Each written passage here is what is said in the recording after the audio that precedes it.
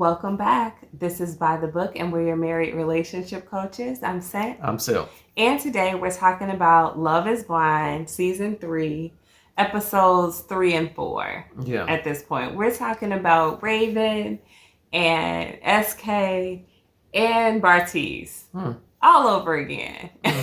So they move on to the portion of the show where everybody who's going to get engaged is engaged, and they take them to this like pre-marital honeymoon type location. And just as I say, like, love for me, and you guys let me know what your opinion is, love isn't blind. And it's especially not blind for young people. And we are seeing that play itself out right now. Everything seemed like cupcakes and rainbows for Bartise and Nancy. Yeah. He was attracted to her. She has the big boobs. That was a good thing. Right for him. He made a big deal out of it. He said nothing about big boobs, though.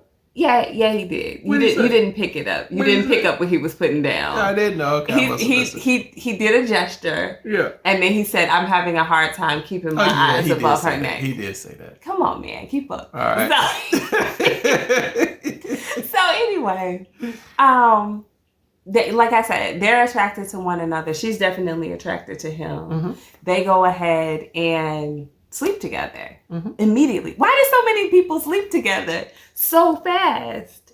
We were 4 for 5. Yeah, pretty much. I think they got caught up in the whole, this is my fiance thing, to be honest with you. And this is what fiancés are supposed to do, but they're not really supposed to do it. But this is, commonality in our society. So this is what fiancés do. This is my fiance. I got a ring, so why not? Because they only have known each other for like a week or 10 days or something ridiculous like that. Well, so whatever. They're making these moves. They're young. They do what they want to do. So for Raven and SK, they're the couple that didn't sleep together. Yeah. And we both remarked that they seemed like they were doing well on that first night. Yeah. Even though they weren't trying to sleep together so quickly, they were having conversations and they seemed to be getting along. Yeah, it seemed natural because for all intents and purposes, they've been talking for like 10 days, I guess, in a pod, but they're strangers. You don't know this person. Yeah. And so it does seem like you will really want to have more conversation to get to know this person at this time. So when they get into the group setting and the guys are thinking like there's something wrong with SK because he didn't sleep with his fiance. I'm like, shut up. Like, SK is a grown man. Yeah. He's like the oldest of them. I think he's 34 or 33. Okay. And I think that was a good decision. But also, there is a little bit of chemistry, I think, lacking between the two of them. That's true. Too. Raven is wanting him to be a little bit more exciting. The pizzazz is missing, as she puts it. She wants him to lead. That's what it is. That's to take charge a little bit more, to show a little bit more alpha. And that's missing. I don't know if it's that he doesn't have it in him yet. I haven't fully judged that. Yeah. I'm starting to think he doesn't. But is she going to be attracted enough to that ultimately? I don't know, because I kind of read her with having just a little bit of coldness around the heart, just a little bit. So I hope so, for their sake. I hope that she kind of warms up. See, I don't see her as being cold. I think she's. I just see her as being like a slower moving person, and I applaud that, honestly. In the mix of all of this like lust that seems to be happening on this trip, I applaud her for like slowing things down and taking things at her own pace. Well, I definitely agree with that. Yeah, I definitely agree with that, but it's hard to get a sense on if she's actually feeling him or not. Yeah. Sometimes it takes time, though. That's true. You know what I mean? They've known each other for like 10 days. And we're looking at these other people who are doing way too much and making comparisons when actually I think they might be moving in the most natural way. Yeah. I feel you on that. So here's the big ticket item here. They get to the group setting. It's kind of like a party type vibe, like a nighttime party vibe. And when Raven walks in and Bartise sees her, he can't take his eyes off of her. He has his little side confessional. He's like, yeah, this is the type of girl I would usually go for. He's very, maybe arrogant, full of himself a little bit. He's like, you know, like, you know, I get a lot of attention. She obviously gets a lot of attention. We're the couple that makes sense, blah, blah, blah. And I'm like, sir, do you not remember that this woman was doing jumping jacks and high knees while you were talking and bearing your soul? Yeah. There's a reason that you didn't select her, right? But love isn't blind, though, is it? No, it definitely wasn't. Not when he saw her, you know? Right. I mean, and there's nothing wrong with Nancy, right? Nancy is an attractive girl. She's got the big boobs. Nothing wrong with her face. You know, cute girl, perfect, fine. Raven has more of a slender physique. Athletic. Yeah. And she's got maybe a more exotic look to her face. Yeah. And maybe that's what he goes for. So whatever it is, he's obviously more attracted to her than he is to his own fiance. Yes. And he lets it be known. He lets it be known to us. But the problem comes in when he lets it be known to his fiance. So this was the most uncomfortable scene I've seen so far in this season. Yeah. Where he sits in the bed, y'all, with her. Now, Nancy, for her end, she's like, yeah, it was good to meet all the people. And I was kind of surprised to see SK. SK made it to my top 4. And when I saw him, I was like, oh, I'm good. I'm good with what I got. You know, she's cuddling up. She's like basically saying, hey, I think you, Bartise, are way more attractive than SK, and I'm glad I chose you. Yeah, that's how I took that. That's the way I took it too. Okay. Bartise said. What did he say? Bartise said it was the exact opposite for me.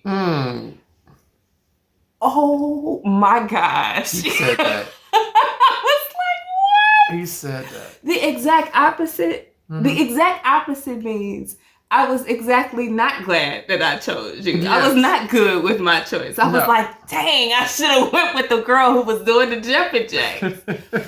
And that was horrible for her. Like, her face went like, she was out of it. You know, she was really hurt by that. And she should have been. Yeah, I mean, who wouldn't be hurt by that? You need reassurance at that point. Here you are committed to your significant other. I mean, however significant they can be at this point. But you're committed to them and you've slept with him. And now he's not giving her any kind of reassurance in terms of where he stands. No. He goes on and on and on about how he cried about over the two of them in the pods. And she was his number 1, I think it was, until later, you know, and he was her number 1. Yeah. Until later in the process. He talks about her being attractive. He says what did he say? She has smoking hot body or something like that. And I'm like, how are you saying this to the woman that you just slept with last night? Like, nobody wants to hear that. I know they had a few shots. He was taking the lead on those shots, though. Well, if that's what alcohol does to you, you need not indulge, because that was so cringy. I'm like, what are you doing, dude? And if I'm not mistaken, he said right in her presence, like, we'll see how it goes, or something to that effect. You guys probably know the quote much better than me. Please correct it. But it didn't leave any room for comfort for her in that. It was like, you know, we'll see what happens with you, but I'm really attracted to this girl. Yes, cringy is a good word to use in that situation. How many times can you put your own foot in your mouth and not even notice that it's in your mouth?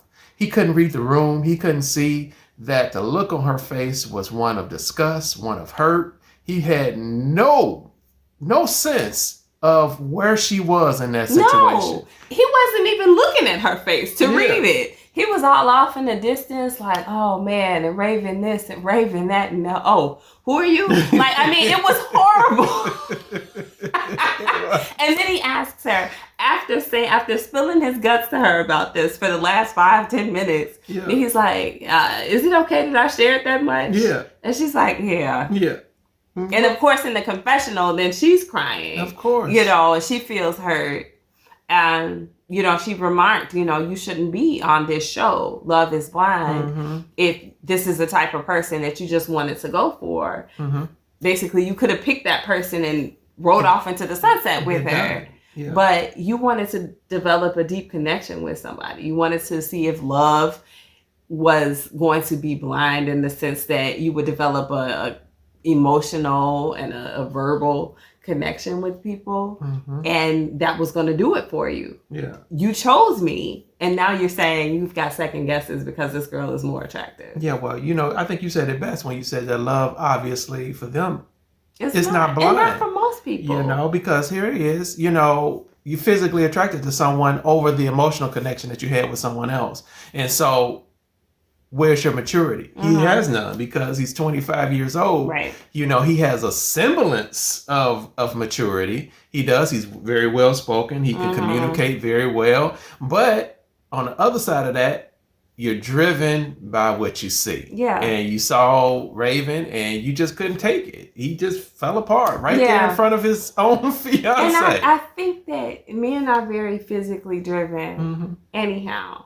So to put them all together in this setting is actually, I think, it makes for good drama, right? Yeah. But it's not good in terms of like preserving these relationships. No. Like the show isn't doing them any good service by bringing them together. It's just going to breed like a bad situation. That's true, but I think it's bringing things up faster though. I mean, because if that's actually who he is at his core, it was going to be somebody else not named Raven that looked like Raven and was going to kind of like sway him away.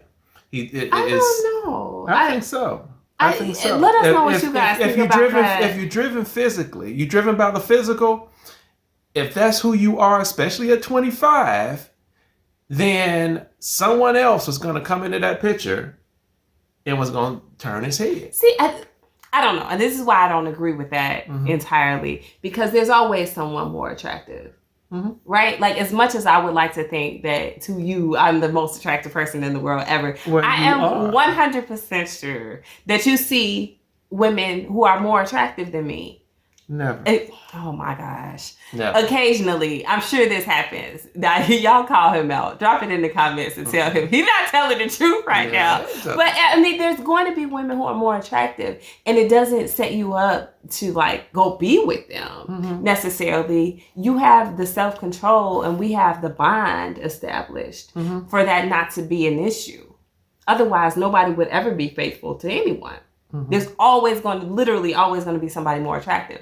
The problem is that these people just met. They just met, period, in the pods, and they just met in person a day ago. Yeah. So you don't have a bond. You don't have a foundation. That's true, too. You feel so easily swayed by what you see. Yeah. And that's what's happening. And we're going to talk about another couple on our next video. But that's, I don't feel like he necessarily would just be the one to like leave and cheat on her because he's drawn to somebody in this particular unique and poorly designed setting. I don't know. As a man thinks, so is he. Bartise. But anyway, I think that the relationship though is destined for failure. I hope that I know we're early on, they're 30 days away from saying whether they want to get married or not. But I think that for her own sanity's sake, Nancy should walk away. Yeah, I think she should first have a conversation with him, of course. And let him know exactly how she feels about everything that transpired in that conversation. See what he says. See how he responds. Yeah. If he responds with a contrite heart, and he really gets it, that he's sorry and it's never going to happen again, and he definitely sees it her way, then they may have something to deal with. They may have something to build on and work with. But if he keeps that arrogant, kind of like prideful tone, yeah. The only thing that's going to keep him away from Raven at this point is Raven herself. If she's committed more so to SK than what he is to Nancy, then she won't be available for him. And so her lack of availability will turn him back to Nancy, which nobody wants to be the second choice in that way. So I feel like for her own sake, at the altar, she should just say no. Yeah. Well, I do think that Raven is more committed to SK because SK got money. Oh my goodness. Anyway, if y'all didn't check out our previous video, look at that one. I think SK is working with a pocket full of dough. So I think she's going to be kind of like a little bit more. She got a little more patience for him. Oh, yeah. All right. She's in it to win it. Well, guys, anyway, let us know what you think. We thought that was an interesting episode and kind of disappointing in terms of like where these couples are headed. Yeah. But like I said, let us know what you guys think. Drop those comments below. Like, share, subscribe, and we will talk to you soon. Bye.